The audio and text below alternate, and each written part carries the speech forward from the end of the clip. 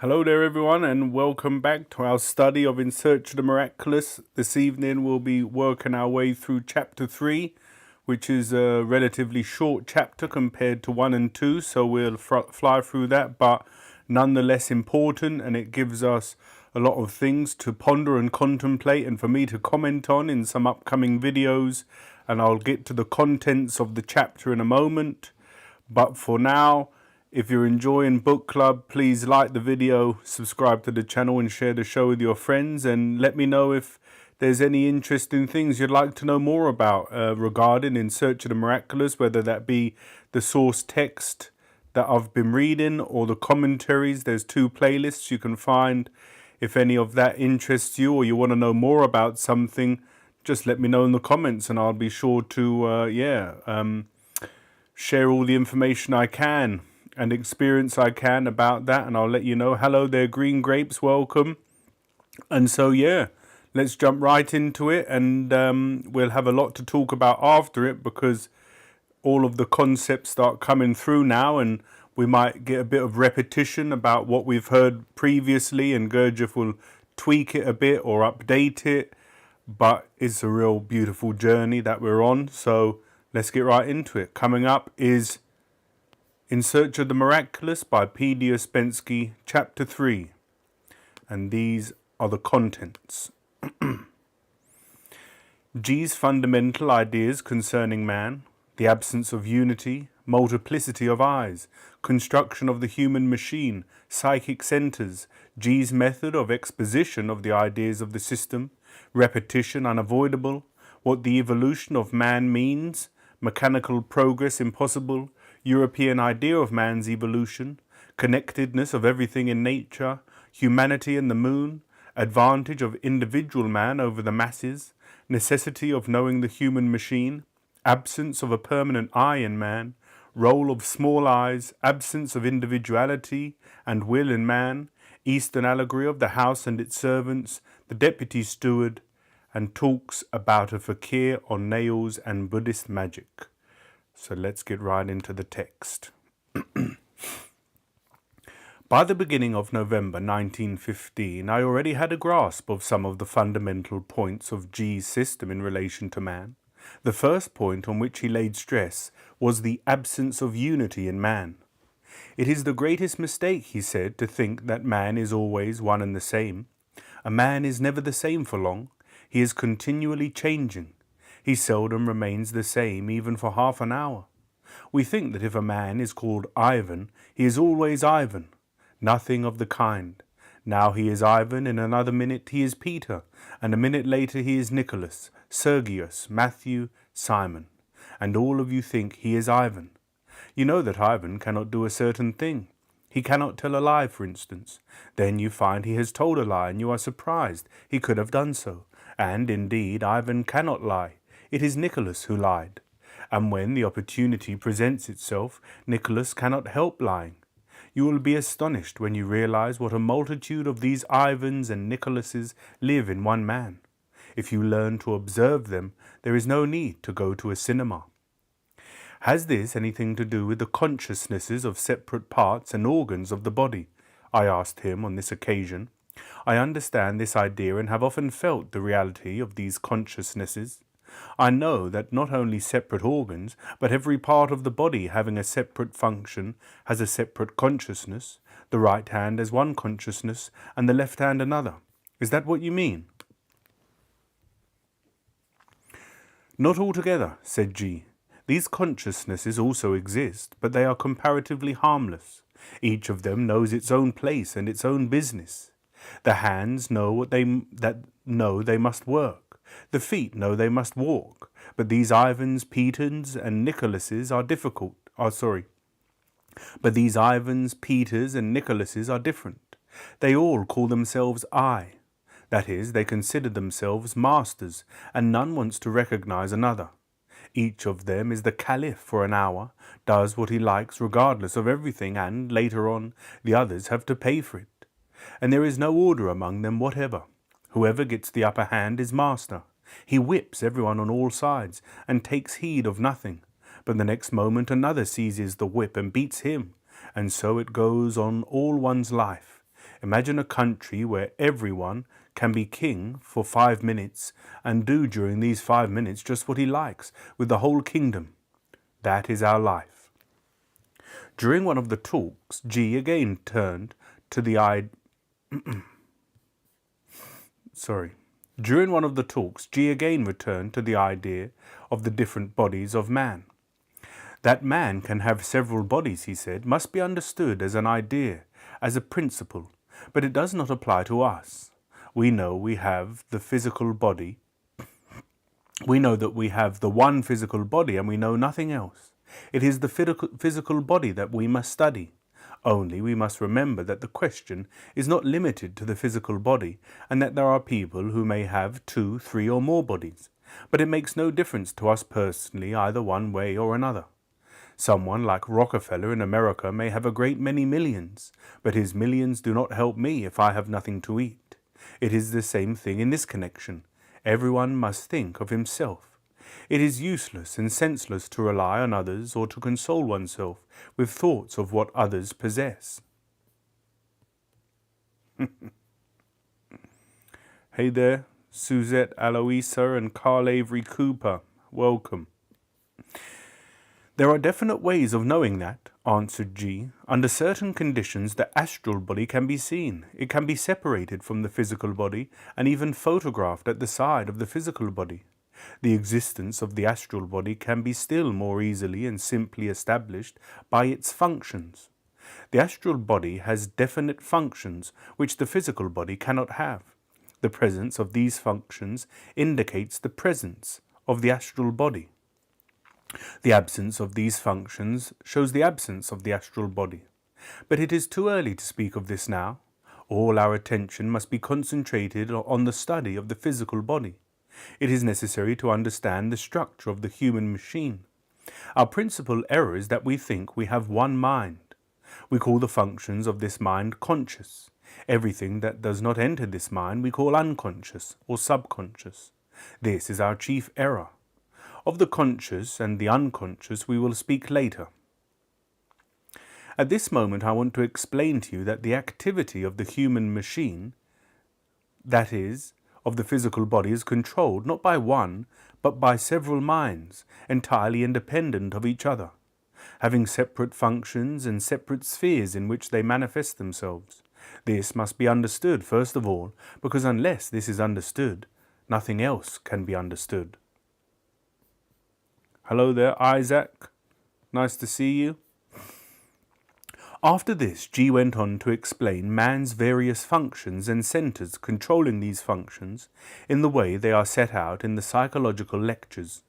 These explanations and all the talks connected with them took a fairly long time, while at almost every talk we returned to the fundamental ideas of man's mechanicalness, of the absence of unity in man, of man's having no choice, of his being unable to do, and so on. There is no possibility of giving all these talks in the way they actually took place.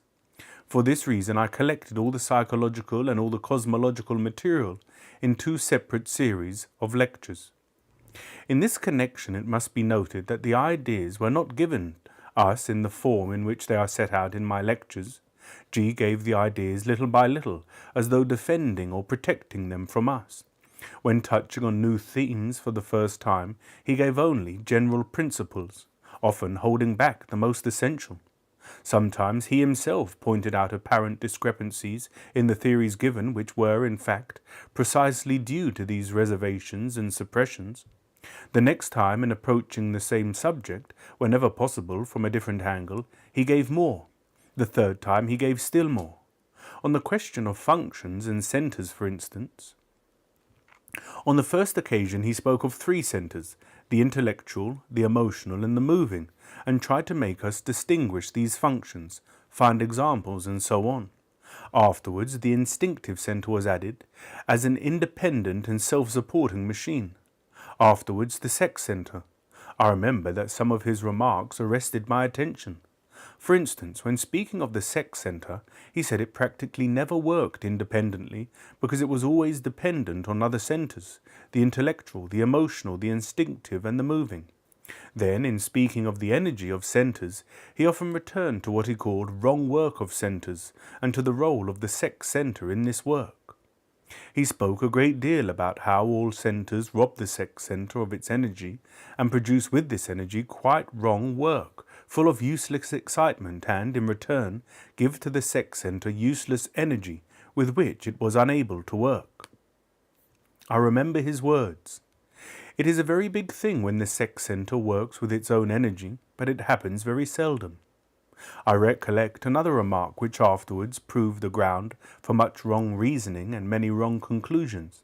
This was that the three centers of the lower story, the instinctive, the moving, and the sex centers, work in relation to each other, in the order of three forces, and that the sex center, in normal cases, acts as neutralizing force in relation to the instinctive and moving centers, acting as active and passive forces.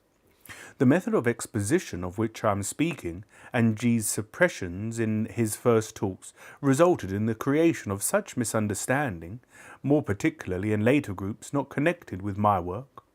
Many people found contradictions between the first exposition of a given idea and subsequent explanations, and sometimes, in trying to hold as closely as possible to the first, they created fantastic theories having no relation to what G actually said. Thus, the idea of three centers was retained by certain groups, which, I repeat, were not connected with me.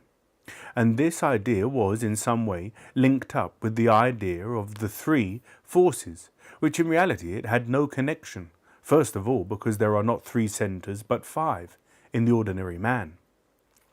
This uniting of two ideas of an entirely different order, scale, and significance gave rise to many further misunderstandings and completely distorted the whole system for those who thought in this manner.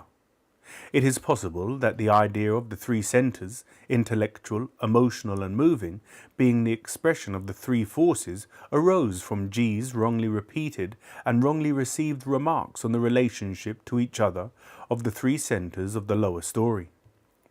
During the first and subsequent talks on centers, G added something new at almost every talk.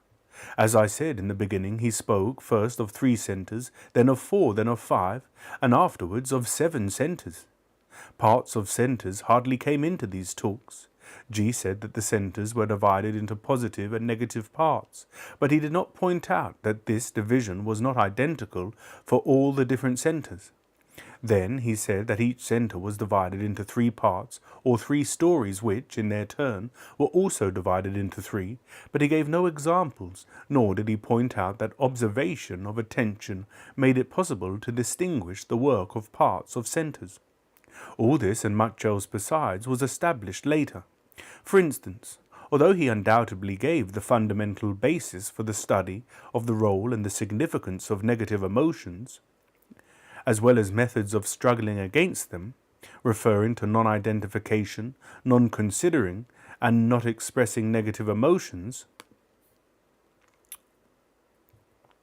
he did not complete these theories or did not explain that negative emotions were entirely unnecessary and that no normal center for them existed. I shall, further on, reproduce the talks and lectures of the St. Petersburg and later groups in the way I remember them, while endeavouring to avoid what has already been given in the first and second series of lectures. But it is impossible to avoid repetition in certain cases, and the original exposition of the ideas of the system in the way G gave them is, in my opinion, of great interest.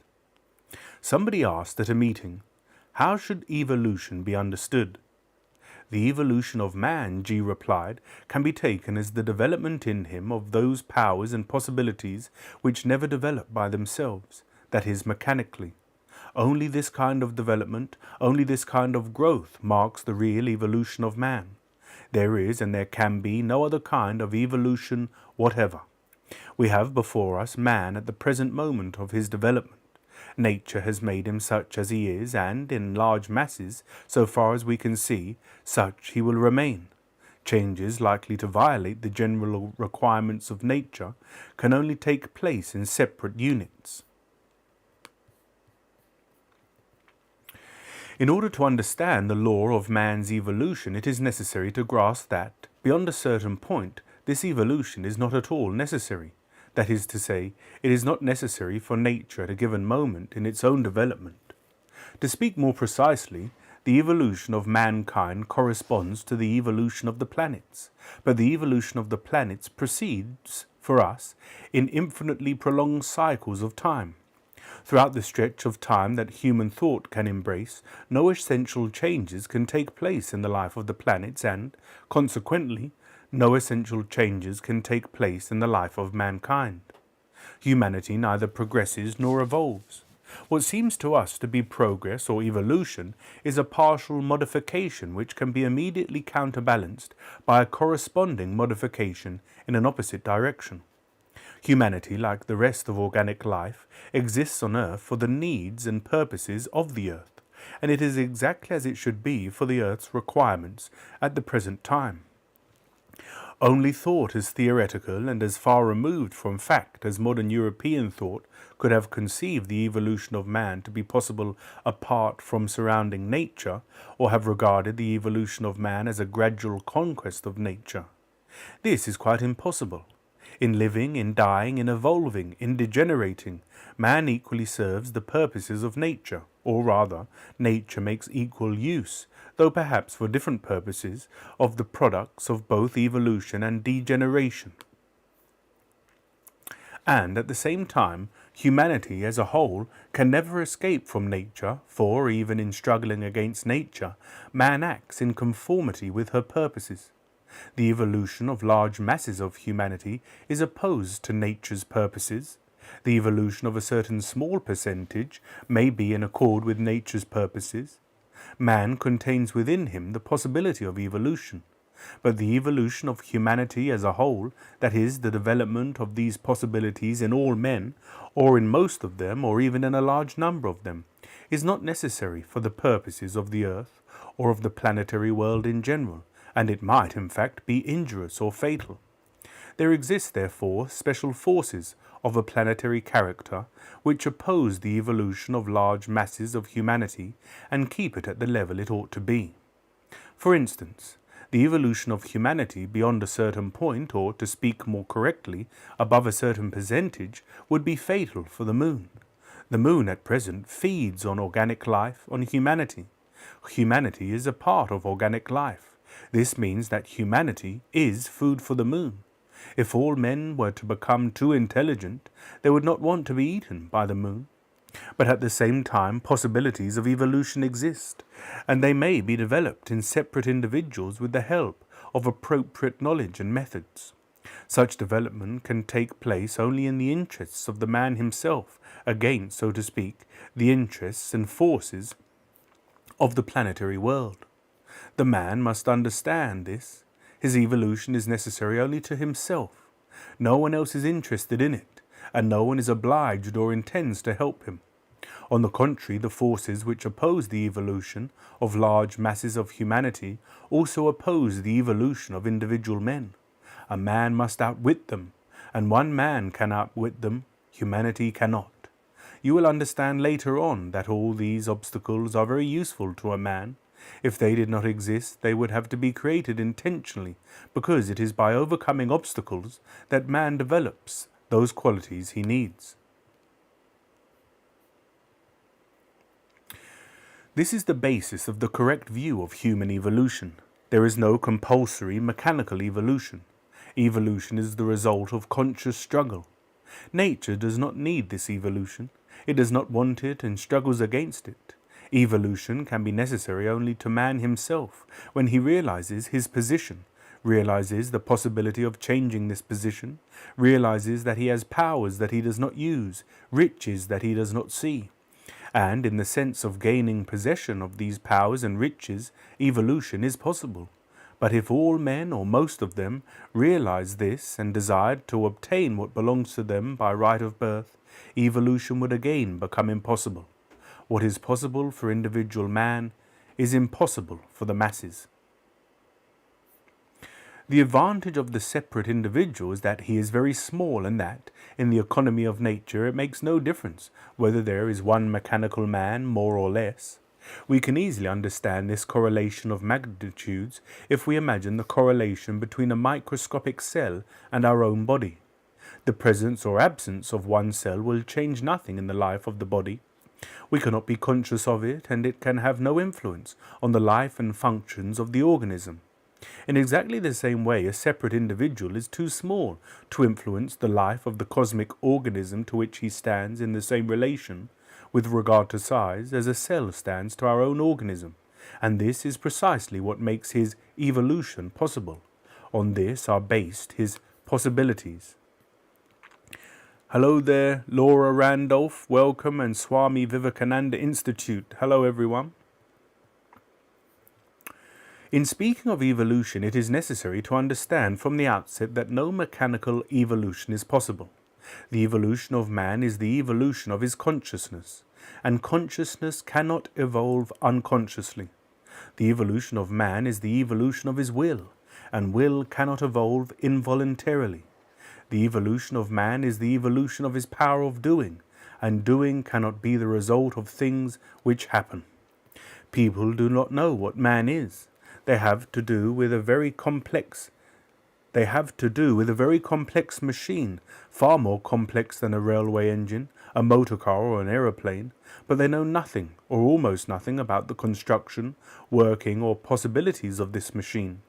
They do not even understand its simplest functions, because they do not know the purpose of these functions. They vaguely imagine that a man should learn to control his machine just as he has learned to control a railway engine, a motor car or an aeroplane, and that incompetent handling of the human machine, is just as dangerous as incompetent handling of any other complex machine. Everybody understands this in relation to an aeroplane, a motor car, or a railway engine, but it is very rarely that anyone takes this into account in relation to man in general, or to himself in particular. It is considered right and legitimate to think that nature has given men the necessary knowledge of their machine, and yet men understand that an instinctive knowledge of the machine is by no means enough. Why do they study medicine and make use of its services? Because, of course, they realize they do not know their machine, but they do not suspect that it can be known much better than science knows it. They do not suspect that then it would be possible to get quite different work out of it.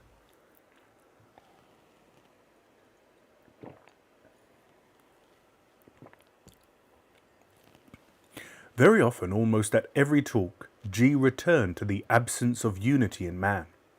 One of man's important mistakes, he said, one which must be remembered, is his illusion in regard to his I.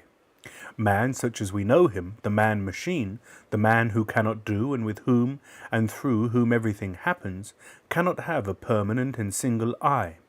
His I changes as quickly as his thoughts, feelings and moods, and he makes a profound mistake in considering himself always one and the same person. In reality, he is always a different person, not the one he was a moment ago. Man has no permanent and unchangeable I. Every thought, every mood, every desire, every sensation says I, and in each case it seems to be taken for granted that this I belongs to the whole man, and that a thought, a desire, or an aversion is expressed by this whole. In actual fact, there is no foundation whatever for this assumption. Man's every thought and desire appears and lives quite separately and independently of the whole, and the whole never expresses itself, for the simple reason that it exists as such only physically as a thing, and in the abstract as a concept. Man has no individual I, but there are instead hundreds and thousands of separate small I's, very often entirely unknown to one another, never coming into contact or, on the contrary, hostile to each other, mutually exclusive and incompatible. Each minute, each moment, man is saying or thinking I, and each time his I is different. Just now it was a thought, now it is a desire, now a sensation, now another thought, and so on endlessly. Man is a plurality, man's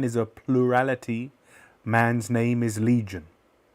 The alternation of I's, their continual, obvious struggle for supremacy, is controlled by accidental external influences. Warmth, sunshine, fine weather immediately call up a whole group of I's. Cold, fog, rain call up another group of I's. other associations, other feelings, other actions. There is nothing in man able to control this change of eyes, chiefly because man does not notice or know of it. He lives always in the last eye. Some eyes, of course, are stronger than others, but it is not their own conscious strength. They have been created by the strength of accidents or mechanical external stimuli. Education, imitation, reading, the hypnotism of religion, caste and tradition, or the glamour of new slogans create very strong eyes in man's personality which dominate whole series of other, weaker eyes. But their strength is the strength of the roles in the centers, and all eyes making up a man's personality have the same origin as these roles. They are the results of external influences, and both are set in motion and controlled by fresh external influences. Man has no individuality. He has no single big eye.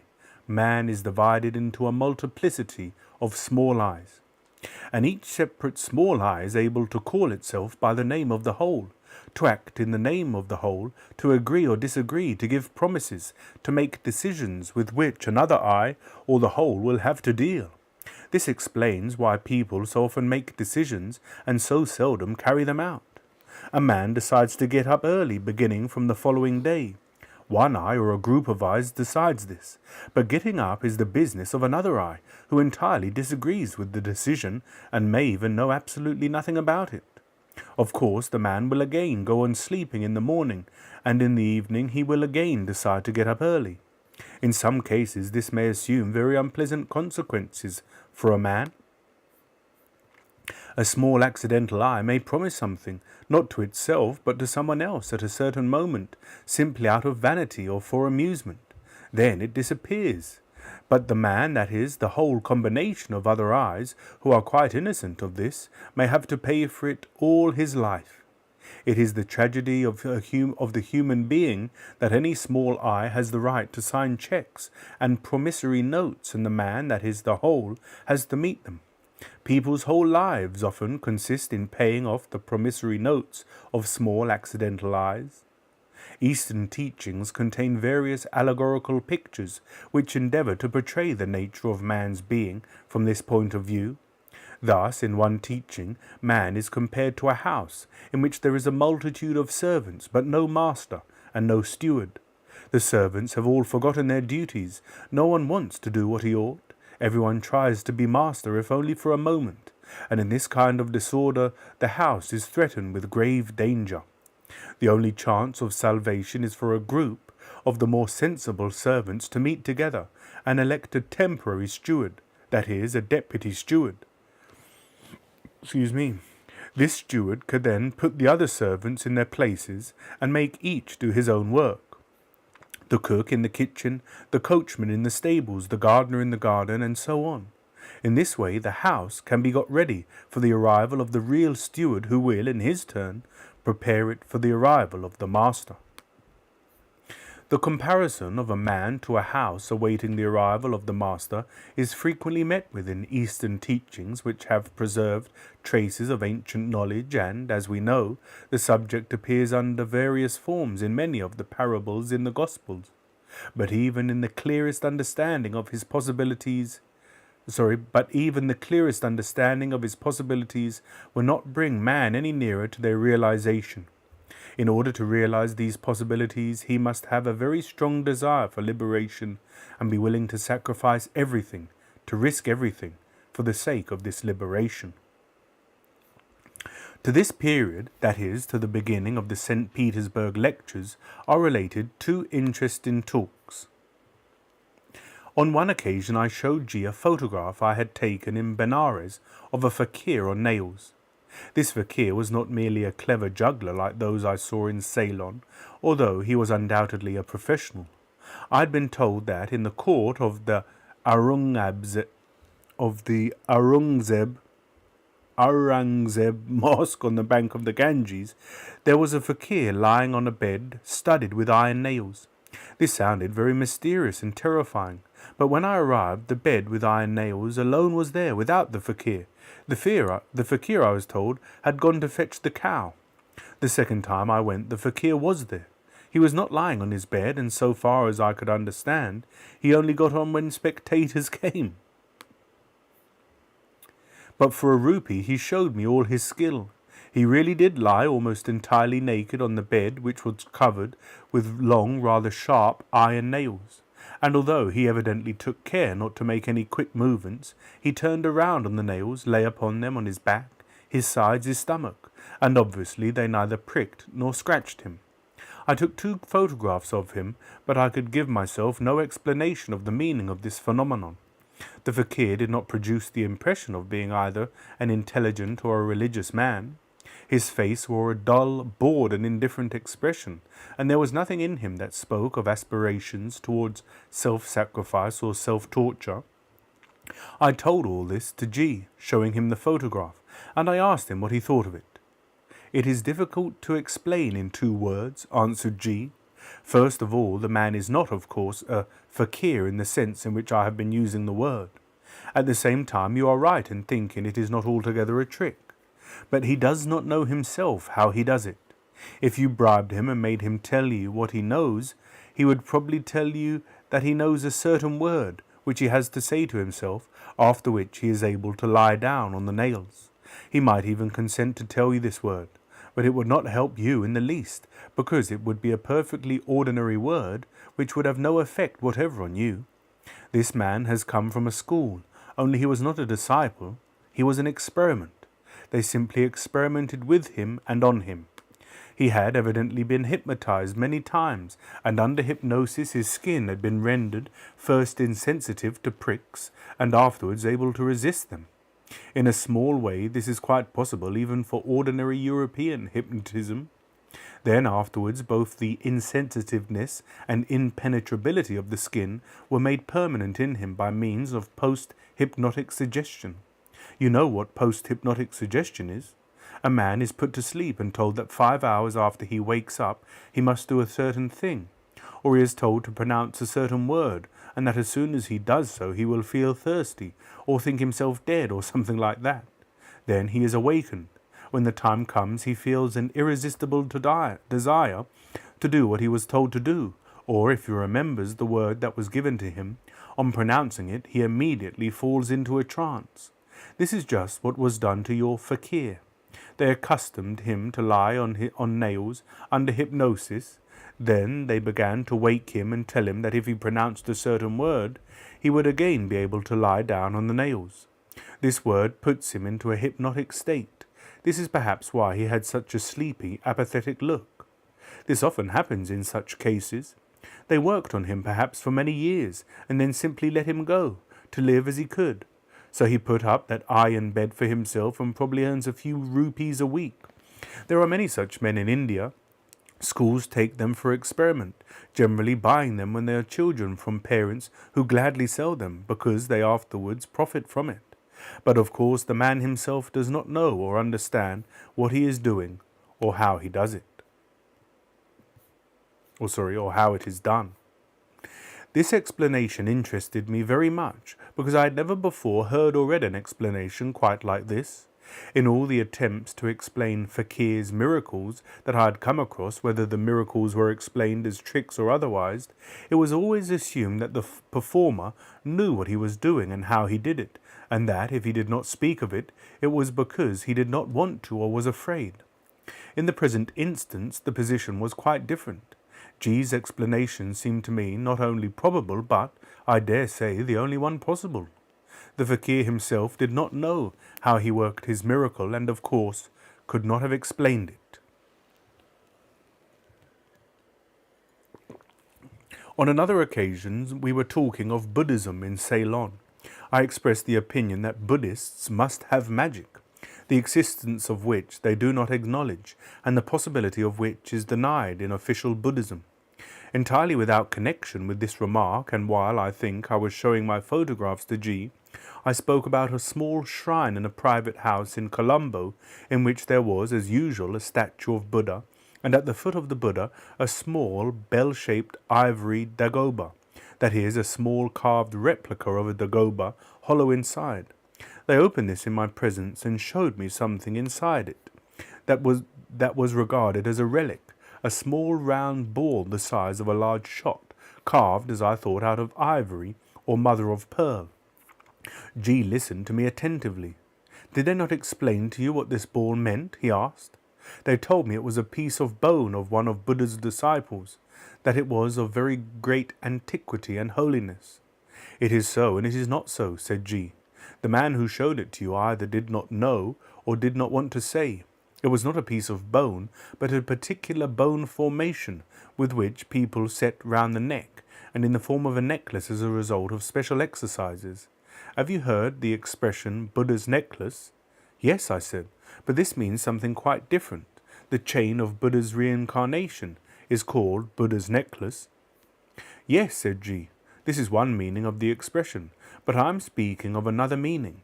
This necklace of bones which encircles the neck beneath the skin is directly connected with what is called the astral body. The astral body is, so to speak, attached to it, or to be more accurate, this necklace connects the physical body to the astral. Now, if the astral body continues to live after the death of the physical body, the person possessing a bone of this necklace can always communicate with the astral body of the dead man. This is magic, but they never speak of it openly. You are right about their having magic, and this is an instance of it. It does not follow, of course, that the bone you saw was a real one. You will find these bones in almost every house, but I am telling you of the belief which lies at the bottom of this custom."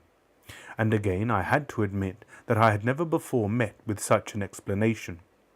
G drew a small sketch for me showing the position of the small bones under the skin. They went in a semicircle around the back of the neck, beginning a little in front of the ears. This sketch at once reminded me of an ordinary diagrammatic representation of the lymphatic glands in the neck, such as can be seen in anatomical charts, but I could learn nothing else about it. And like I said, that was just a short chapter 3, and some of the things I think I'm going to comment on moving forward definitely is the lack of one permanent I in man, because this is a very important aspect of the system moving forward. The fact that what Gurdjieff's saying there, we're a different I all the time, so I'll definitely be doing a video about that.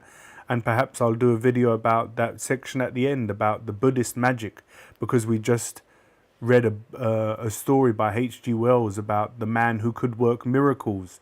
And this is magic in a sense, what H.G. Wells is writing, the wizard. And there's many other stories and tales and myths of magicians, and so you can take it as you will, but it's very interesting to consider. So there are a few other things, and as always, if you've got any questions, you must let me know in the comments, and I'll be sure to answer them as best as I can. But that's chapter 3. We'll be back next Thursday for chapter 4, and we're progressing nicely through In Search of the Miraculous. I hope it's assisting you, and as we move forwards, we'll get some exercises and some things to observe and experiment with. And so, yeah, I look forward to hearing your experiences with that. But for now, guys, I'm off. You're welcome, Green Grapes. Nice to see you. I hope you're enjoying our study of In Search of the Miraculous. Let me know. And yeah, I'll be back soon for another live. Maybe not until Monday, I don't think, because I'm away at the weekend. But Monday, we may have a couple of readings. There's a section in Beelzebub's Tales to his grandson, which lays it out very nicely how man is has no permanent I. So I think I'll read that bit, and then maybe a H.G. Wells story. And so yeah, I'll see you on Monday evening, and I'll try and get a video ready for the weekend about the man's impermanence. So guys, take care. I'll see you soon enough. Bye guys.